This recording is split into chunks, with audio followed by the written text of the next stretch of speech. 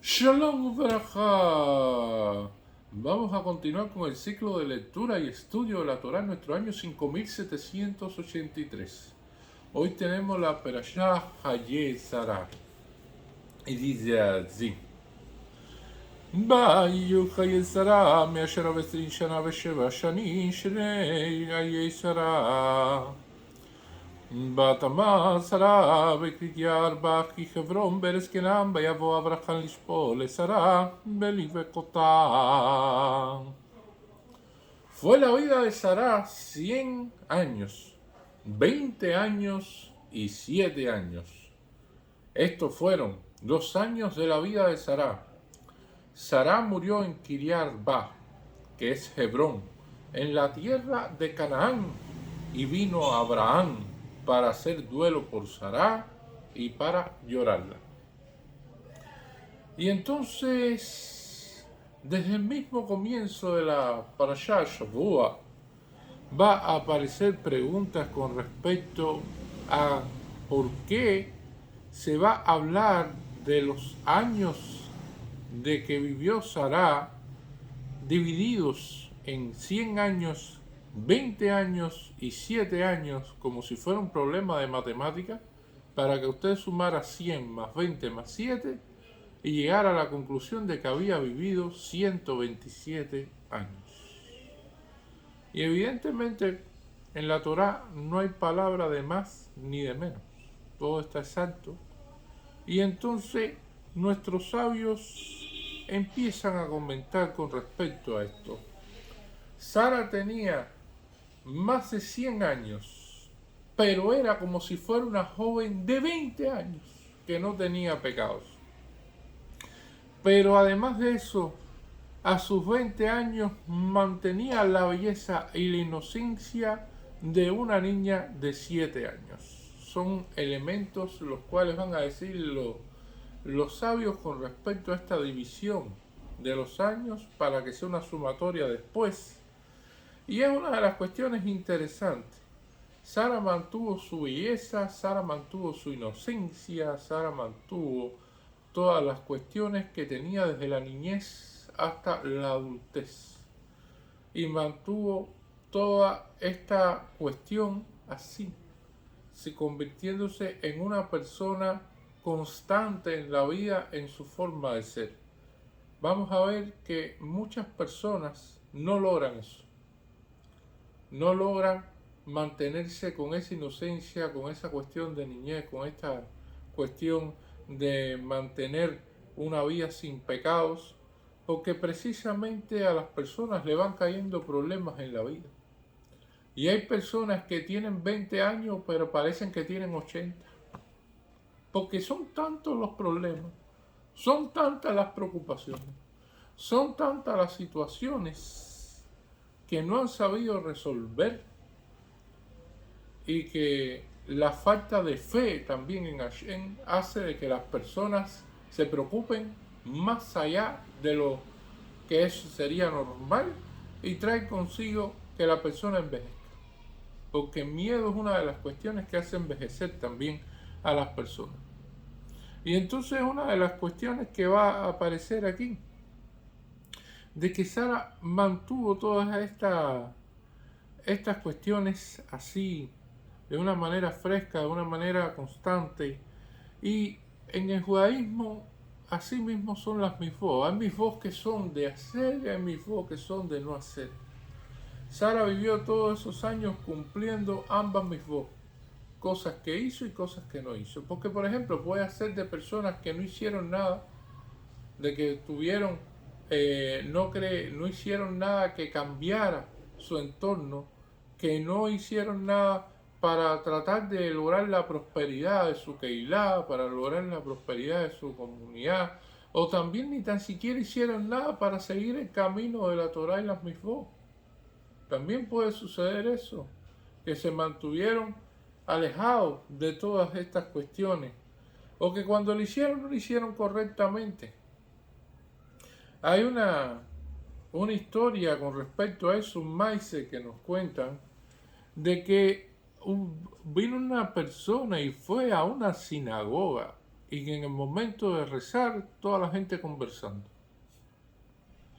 Y la gente conversando y la gente no estaba concentrada, por supuesto, en el servicio religioso. Y esta persona que llegó ahí de visitante le pensó y dijo, le voy a dar una lección a todos estos que están aquí. Y efectivamente esta persona buscó a un burro que estaba muerto, lo puso en una caja y entonces le estableció en el pueblo como tal de que había muerto un gran sadik, de que había muerto una persona que era jaján, que había muerto alguien que era una persona que tenía muchos méritos.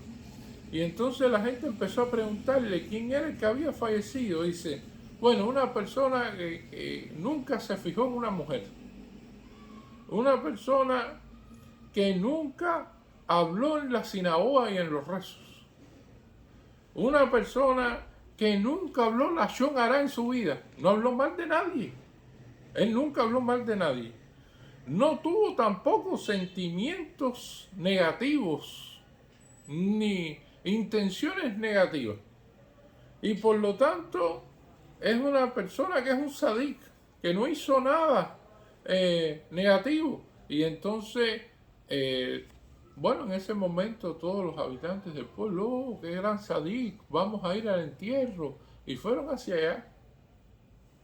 Y evidentemente hay un proceso que se llama Taramet, que hay que lavar el cadáver del fallecido. Evidentemente cuando abrieron y vieron que es un burro, entonces la gente quería rendirle, o sea, que le rindieran cuenta de que era la burla esta que le había hecho esta persona. Y la persona le dijo, miren, yo no he dicho ninguna cosa que sea, negativa o una cuestión de que le haya mentido. Ni el burro se fijó en una mujer, ni nunca habló mal de nadie, ni habló en los rezos, ni hizo ninguna habló la Lashon Hará, ni todas estas cuestiones. Pero al final tampoco hizo nada positivo. O sea, que se mantuvo en toda la parte de que no hizo nada, pero no hizo nada desde el punto de vista de crear algo. Y ustedes estamos viendo que el comportamiento que han tenido en la sinagoga, hasta un burro se comporta mejor que ustedes. Porque precisamente no realiza todas estas cuestiones negativas que ustedes han hecho.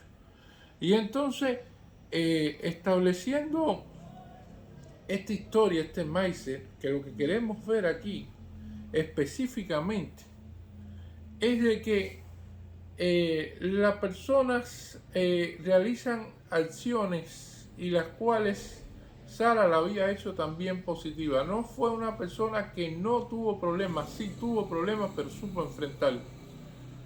No fue una persona que todo fue color de rosa, sí hubo situaciones. Y en ese momento, cuando nosotros vemos de que ellos salieron de Harán, tenían seguidores. Y vimos de que después estos seguidores siguieron y tuvieron seguidores también en el medio del desierto cuando se establecieron en Canaán. Y nosotros siempre nos preguntamos, es una de las preguntas que hace la Gemara, ¿dónde están esos seguidores? ¿Dónde están esa gente que tanto quería seguir los lineamientos de Abraham, que querían seguir todo lo que Abraham había enseñado? Y evidentemente la Gemara va a responder de que todas esas personas le establecieron toda esa línea, le gustó lo que decía Abraham, pero además Abraham daba beneficios por seguirlo. Abraham tenía esas carpas donde daba comida gratis, había cuestiones materiales y había un impulso material por realizar las cosas. Y cuando las cosas se hacen por impulso material, cuando las cosas se hacen por cuestiones desde el punto de vista de lo que pueda resolver, como pudieron resolver ellos allá en las carpas de Abraham para recibir comidas gratis y todas estas cosas, entonces las cosas no perduran.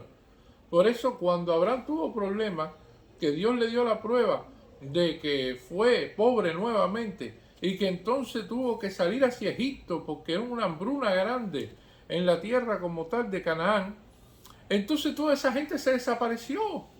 Ya nadie estuvo ahí.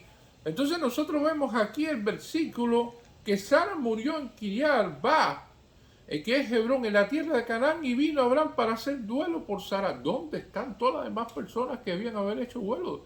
¿Dónde están las demás personas que eran seguidores de Saraya y también de Abraham? Porque había muerto Sara.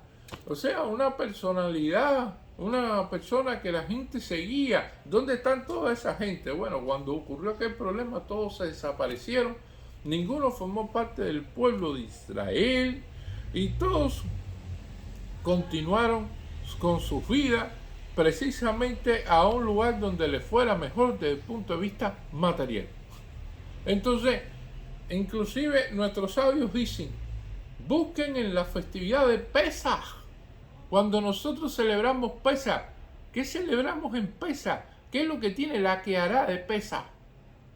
Nosotros vamos a ver que está el corbán de Pesaj, está el shroa, el hueso como tal, también el corbán haigá, va a estar el maror, las hierbas amargas, el hatzeret, también el jarotze, que son la mezcla, la argamasa de los ladrillos como tal. Y entonces en toda el ser de pesa, en toda la gadá que de pesa como tal, nosotros vamos a ver de que los egipcios nos maltrataron, los egipcios nos hicieron sufrir. Hashem nos salvó, Hashem logró sacar al pueblo de Israel de esta gran situación terrible, logró hacer todas estas plagas y todas estas cuestiones. Pero hay una cosa que no se menciona en la Gadá de Pesaj, y no se cuestiona, hay un símbolo en la mesa que nos haya hablar sobre la cuestión de la salida de Egipto. ¿Y cuál es esa cuestión? De que nosotros salimos ricos de Egipto, de que los egipcios tuvieron que darnos toda la paga por todos los años de esclavitud.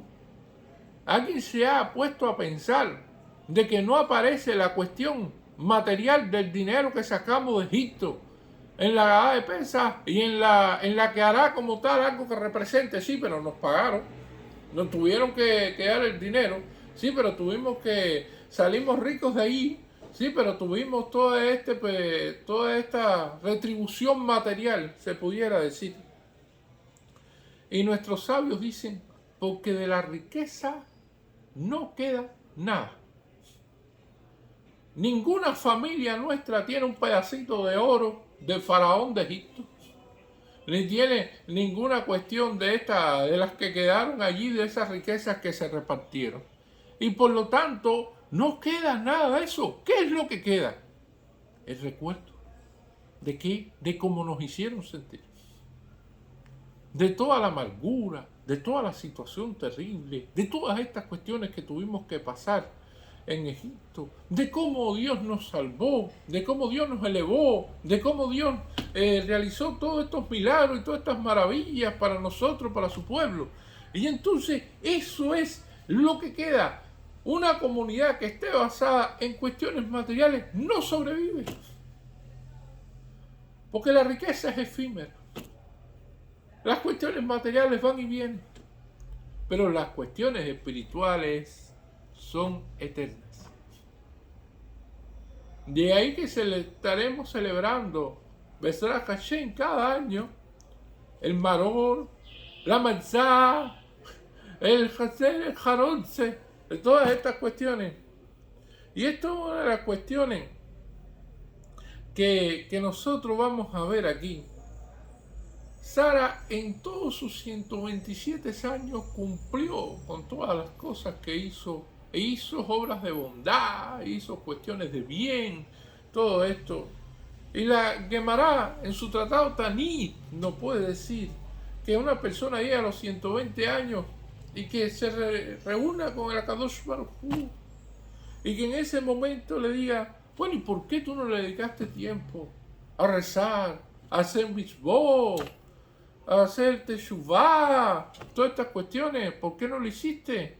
Y hasta los 120 años, y entonces la persona diga, no, yo era una persona muy ocupada, yo tenía que trabajar mucho, yo tenía muchos negocios, yo manejaba mucha riqueza, yo era una persona que tenía muchas ocupaciones porque tenía que darle comida a mucha gente y entonces yo no podía dedicarme a estas cuestiones porque yo sencillamente tenía muchos empleados y empresas y cosas importantes de este mundo. Y entonces la persona en ese momento se le será dicho, ¿y acaso tú eres más rico que Rabí Eliezer Bejarzón, que tenía más de 1000 islas y que tenía miles de millones de dinares de oro y que vivía el día entero en la sinagoga rezando y manejaba así sus negocios? Por lo tanto, se quedará esa persona sin argumento. Puede llegar otra persona, nos habla la Gemara en su tratado Taní, que diga, no, porque yo era una persona que era muy bien parecido y entonces tenía muchas amistades y entonces llegaba en el pecado para aquí, porque la culpa es inclusive de Hashem, Shalom, porque Barminan, porque usted me hizo demasiado bien parecido y entonces yo no tenía tiempo porque me perseguían por aquí y entonces me invitaban por acá y entonces siempre anduve en una vida que era alejado del camino de la Torah y las Mifot. Y entonces le van a decir, ven acá, ¿y acaso tú eres más bien parecido que Yosef Azadik, que la esposa de Potifar estuvo persiguiéndolo? Y Yosef Azadik no supo hacer lo que tenía que hacer. Claro que supo hacer lo que tenía que hacer. Entonces, ¿de qué estamos hablando? Y además era esclavo y hebreo. Por lo tanto, tampoco otro argumento que también será eliminado. Y habrá personas que dirán, no, porque yo fui una persona muy pobre, imagínese usted, yo no tenía dinero, yo tenía que trabajar por un salario y entonces yo no tenía cómo mantenerme porque imagínese la situación, por eso yo no pude cumplir con la Torah y con las Mifot y todas estas cosas. Y entonces le van a decir, ¿y tú eras más pobre que Hillel Azaken? Hillel Azaken no tenía dinero ni para entrar en la sinagoga, ni para dar un centavo en la sedacá. Hillel Azaken tenía que escuchar los shiurim que se daban en la sinagoga, en la ventana que estaba en el techo, porque no tenía ni ropa decente para poder sentarse en la sinagoga. Y era tan pobre, y logró estudiar, y logró hacer misbot. Entonces la persona también, sus argumentos serán descartados precisamente en esto. Y la Torá habla precisamente, junto con la Gemara, cuando se estudia todo esto, de que Sara era una persona que tenía la vida organizada, que tenía la vida estructurada de una manera para hacer el bien, de una manera para prosperar, de una manera para seguir el camino trazado. Y esto es importante, porque el Talmud nos explica, dice, una persona debe dedicar un tercio al estudio de la Torá, un tercio al estudio de la Mishnah y un tercio al estudio del Talmud. Y entonces, cuando nosotros vamos a ver eso, dice, bueno, una persona que haya vivido 90 años, bueno, una persona debe dedicar, si va a vivir 90 años, 30 años al estudio de la Torá, 30 años al estudio de la Mishnah y 30 años al estudio del Talmud. Y entonces la Gemara pregunta, ¿y acaso tú sabes cuánto tú vas a vivir? ¿Que te puedes planificar así? ¿Tú sabes que vas a vivir 90 años? ¿Tú sabes que vas a vivir 120 años? Nadie sabe lo que va a vivir. Por lo tanto, no planifiques eso por años. Planifícalo por días. Mientras tengas un día, Baruch Hashem, de vida, dedica un tercio del día al estudio de la Torá, un tercio del tiempo al estudio de la Mishnah y un tercio del tiempo al estudio del Talmud. Y eso es lo que plantea la Gemara con respecto a esto de estar proyectado y ordenado. Porque la mayoría de las personas no establecen metas en la vida. La vida sucede de acuerdo a lo que va pasando, a los problemas que van llegando, sin tener metas preparadas como tal. Y ya cuando llega ese problema, le desordena la vida de forma tal que envejece. Y entonces con 20 años tiene 100 años. Con 20 años es como si tuviera 80 años. Porque precisamente esos problemas le dicen que es así. Y le dictan la vida. Y entonces dice nuestro sabio, aquí aparece la expresión Bayiyú. Y esta expresión es como que fue la vida. Sin embargo, para decir la cantidad de años de nuestros patriarcas, por ejemplo, de Jacob, de Abraham Avino, dice Vallejí, dice, y vivió nuestro patriarca Jacob, y vivió nuestro Vallejí Abraham, y vivió nuestro patriarca Abraham. Pero aquí dice Valliyú, Sara, y fue. Y esto parece que no es normal. Parece que una de las explicaciones que se dan es como que en la vida de Sara fue interrumpida.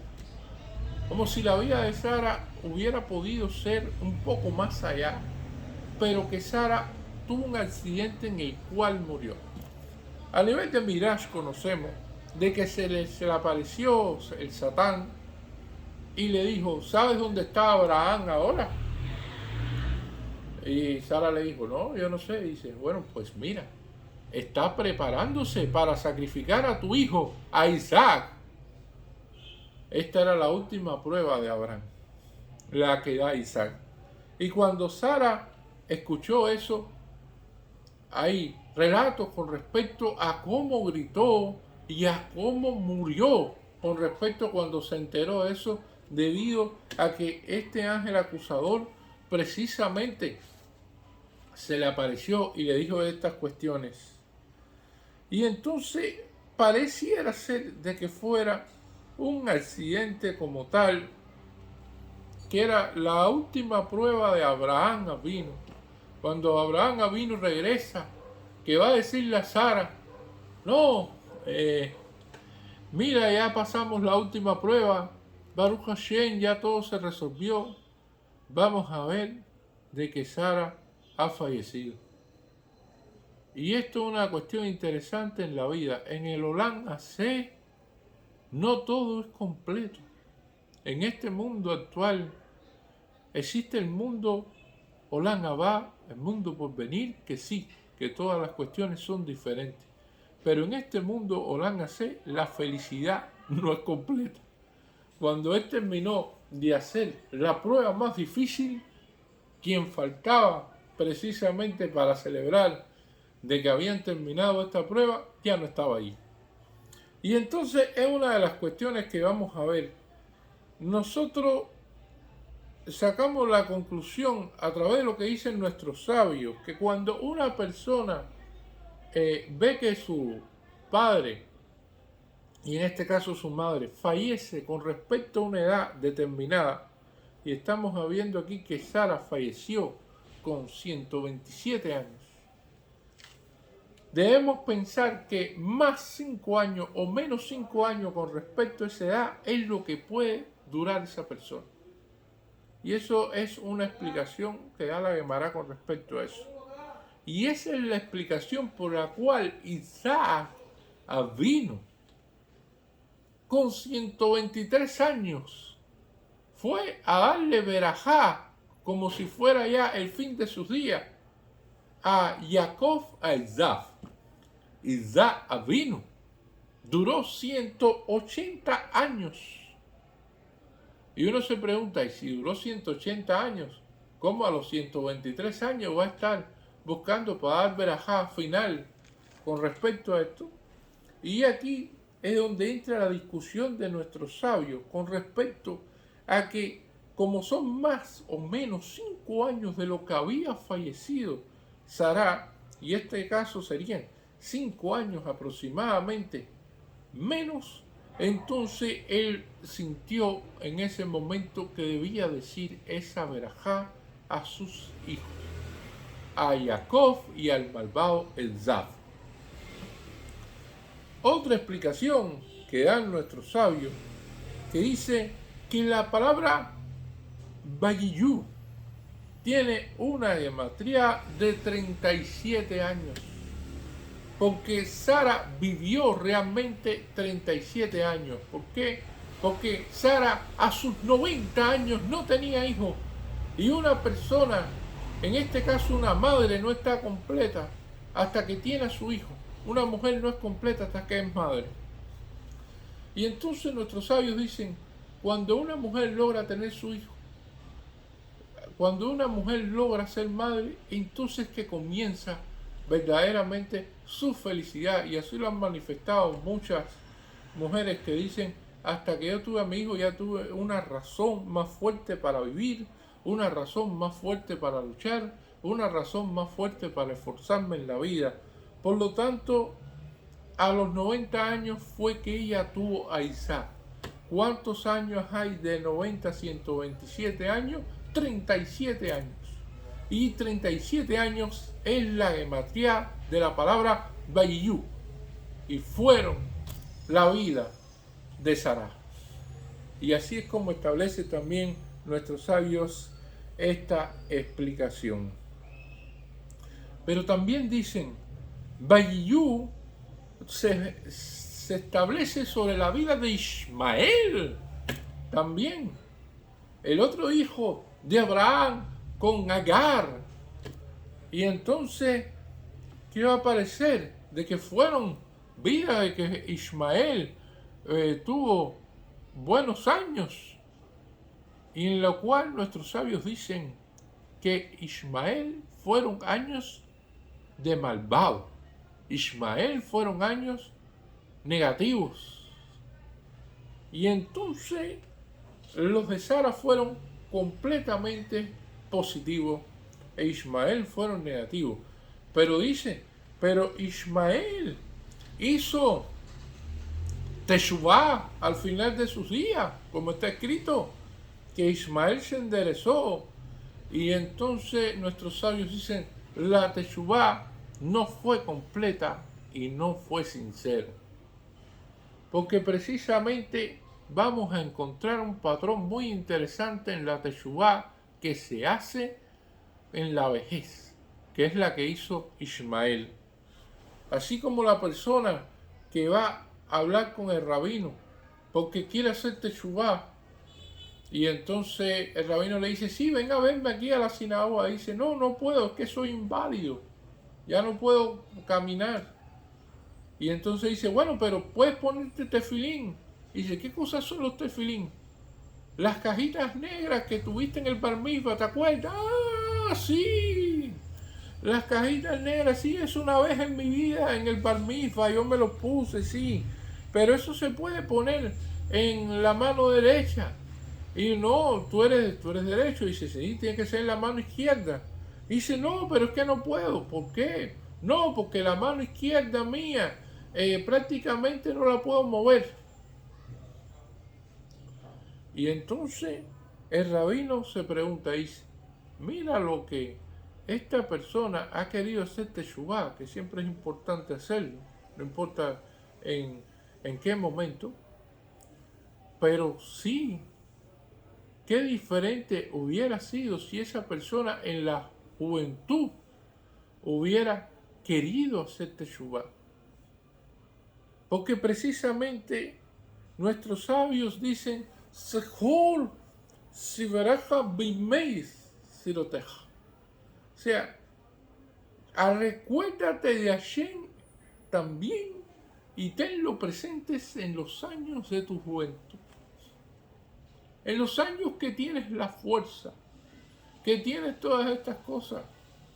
No solamente en la vejez cuando las personas están a punto de fallecer, Shalom, Barminan, las personas ya se encuentran que han hecho toda su vida, bueno, ahí es válida la teshuvá, pero no es una teshuvá tan completa como lo hacen en el momento que tienen toda su fuerza y que tienen todos sus elementos, que pueden servir con todos se puede decir, con todos sus sentidos a Hashem. Y esto es una de las cuestiones interesantes. Tal es así de que cuando Rabí Akiva miró este versículo, hija, fue la vida de Sará 127 años, 100 años, 20 años y 7 años, dice Rabí Akiva. Dice, ¿y ustedes saben cuántas ciudades o países gobernó la reina Esther? Y entonces le respondieron, sí, 127 naciones tenía el malvado rey Hashverosh, que se casó con la reina Esther, y entonces 127 países fueron dominados por la reina Esther. Y entonces la había aquí, así mismo como por cada año que vivió Sará, fue un país que gobernó la reina Esther. Y entonces se pregunta la Emara, bueno, ¿y qué tiene que ver una cuestión con la otra? Y entonces la cuestión es que para ser rey, para dominar un país, para gobernar todas estas cuestiones, primero hay que dominarse a sí mismo. Primero hay que poder gobernar tu cuerpo y gobernar tu mente antes de poder gobernar a los demás. Y esto es una de las cuestiones interesantes que aparecen aquí en la Biblia. Porque la mayoría de las personas que conocemos son dominadas por sus deseos y por sus pasiones. Son dominadas por su cuerpo. Yo conozco buena cantidad de personas que están intentando hacer dieta, hacer esto, hacer aquello, hacer lo otro. Y la cuestión es sencilla. ¿Usted quiere hacer dieta? Coma menos. No, algunos llegan hasta operarse. Cuando va a ver un médico, no, hay que operarse para bajar esto, para hacer aquello. La mayoría de las personas generalmente tienen algún tipo de vicio. He visto personas que fuman y no pueden parar de fumar. Personas que si no fuman beben café o que hacen las dos cosas. O personas que toman, que siempre que tienen una oportunidad tienen que buscar la botella de ron. O sea, que todos tienen vicios y tienen cosas que dominan su vida. Y deseos como tales, los cuales son más fuertes que precisamente el carácter que puedan tener para dominar esas inclinaciones. Por eso hay una historia de un rabino que dice, ¿y usted quiere enseñarle a un niño lo que es dominarse? Precisamente en una situación en la cual, por ejemplo, haya comido una comida basari, o sea, una comida de carne, y usted lo lleva a un parque, a un lugar caluroso, y que en ese momento haya una persona que venda helado, y que evidentemente no debe comerlo, aunque sea kasher, todas estas cuestiones, y eso es conocido, y que el niño pueda dominar el deseo y pueda decir, no, es verdad, tengo el dinero para comprarlo, inclusive el cuerpo te dice, es un día caluroso, pero he comido una comida basari y no puedo comer nada que sea de halal. Y entonces cuando una persona llega a ese punto que logre dominar sus instintos, logre dominar sus deseos, entonces la persona se dominará a sí misma. Y estará preparado entonces para poder influenciar a su familia. Porque si quiere influenciar a su familia, que empiece él con el ejemplo. Para que así pueda influenciar a su familia y su familia pueda influenciar a una keila. Y así sucesivamente. Y es una de las cuestiones interesantes. Nosotros vamos a ver que aparece la palabra Belik Vekotah, o sea que en la palabra licotá es como que el duelo fue, la casa está chiquita, que el duelo fue pequeño, que no fue un gran duelo, se puede decir por Sara como tal. Que Abraham vino, no lloró mucho por ella. Y entonces la hermana va a preguntar, ¿cómo no se va a llorar tanto por Sara? Una persona tan grande. Es también que los seguidores se fueron porque ya no había, hubo una situación de los problemas materiales y que entonces ellos ya no podían resolver la comida gratis, entonces se fueron. Pero bueno, Abraham vino, no llorar tanto por Sara. Si nosotros hemos conocido grandes entierros, por ejemplo, cuando falleció el Raf Obadiah Yosef con sus 93 años, fueron un entierro gigantesco, enorme. Todo Yehudí, de todos lados del mundo, todo el mundo. Y fallece Sara. Y no hay tantos llantos. Entonces Baba Turín dice una cuestión interesante. Dice que Abraham no lloró mucho por ella, porque ella ya era una persona mayor. Y entonces ahí empieza una discusión. Dice, sí, pero hay personas mayores que sí se llora, pero la cuestión que establecen nuestros sabios es que Sara no dejó un gran vacío. Cuando las personas dejan un gran vacío, porque ocupan una posición que son tan irrepasables, porque son tan una cuestión que no dejan una sucesión, que no dejan un legado, que eso termina extinguiéndose, entonces ahí es cuando el llanto y el lamento aparecen de manera exponencial.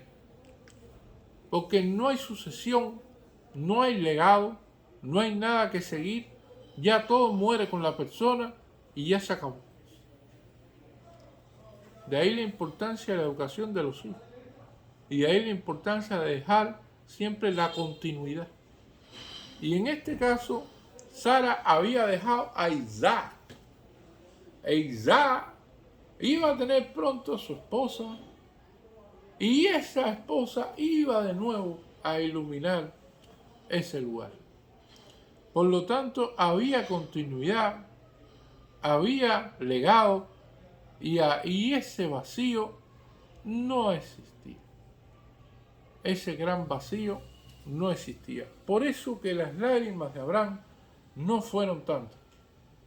Porque precisamente había todo esto. Por lo tanto, es importante eso para la continuidad de cualquier familia, cualquier persona, cualquier comunidad.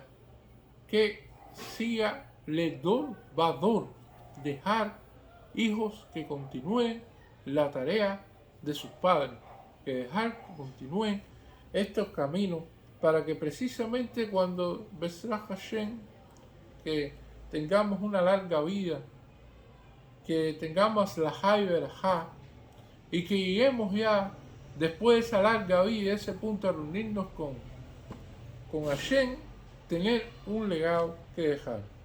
Amén, Yehi Ratzon. Muchísimas gracias.